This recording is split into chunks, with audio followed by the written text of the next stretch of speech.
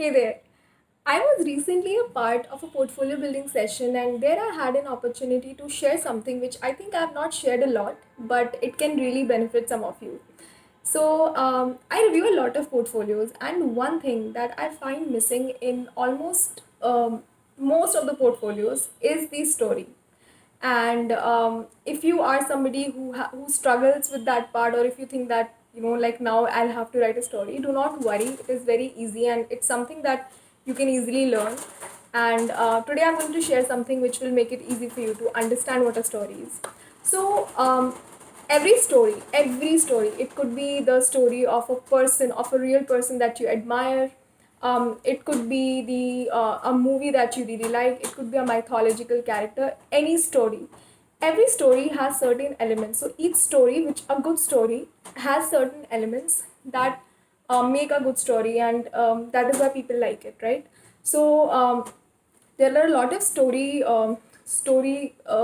frameworks, but the one that I'm going to talk about today is the Story Brand by Donald Miller. It's a book and it's an amazing read.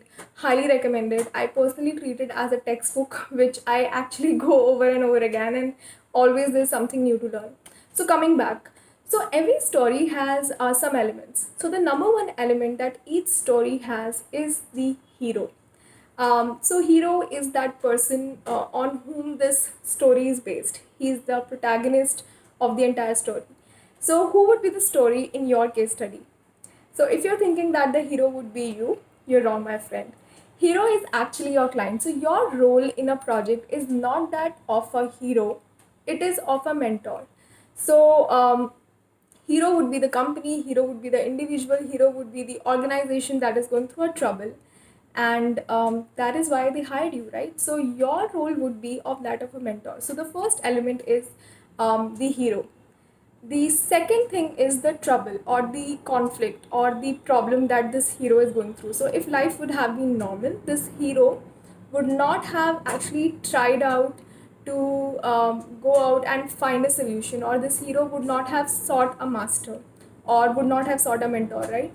So this hero should have a problem. So in many case studies, sometimes the problem statement is not defined, and that is why it is the recruiter do not know that what is it exactly that you did, right? So that's very important. You have to define the conflict really well, and you have to actually tell that why is it that this conflict was important, like why is it that solving this conflict was important to the hero.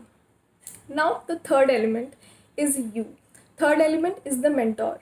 So in your story, in your case study, you are the mentor.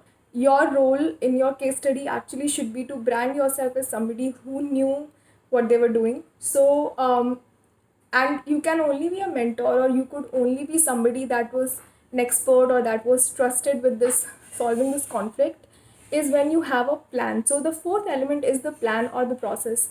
So in your portfolio, like in your when you were actually trying to solve a problem, what was the process, what was the plan, what was the strategy, what is it that you did? You can take up any story, and you would always see that the master had the vision and the master has the plan of solving a conflict. So that's very important.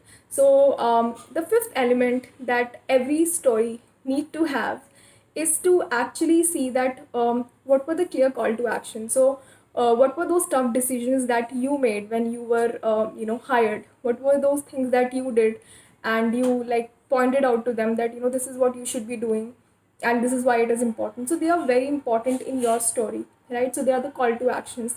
They need to be there.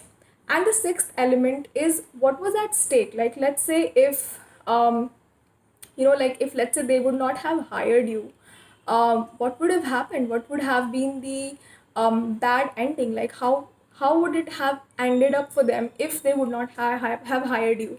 So that's very important for you to also paint. And because that would help you set up the contrast for the next element. So the seventh element is actually the element which is called the happy ending. So what was the impact? What was the impact that you created in your story, and how did you help them go through that, that hero? How did you help your hero to reach at the happy ending? So what was the happy ending? In some cases it could also be the learnings, like what were the learnings, what were the new things that the organization learned, what were the things that you learned, how did your process change?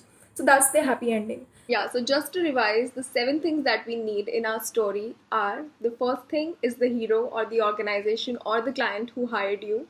The second thing is the conflict or the problem that they were facing and they wanted you to solve it. The third thing is you, the mentor of the story, who comes with the fourth thing, which is the plan or the process. The fifth thing are the clear call to actions, the things that you did, the actions that you have to take, maybe hard things, maybe easier things to do, but whatever steps that you took. Then the sixth thing is what was at stake, like what would have happened if you were not in the picture. As seventh step, or the seventh element, is the happy ending. How did it all how did it all end? What was the promised land, and were you able to go there?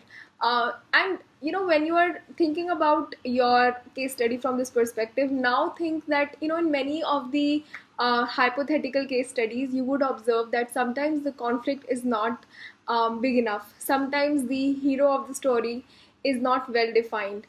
Sometimes your process is not well defined. So I just want to share that even if you are doing it as a hypothetical case study, still think from the perspective of these 7 elements. And I hope this video was useful to you. Thank you so much. See you.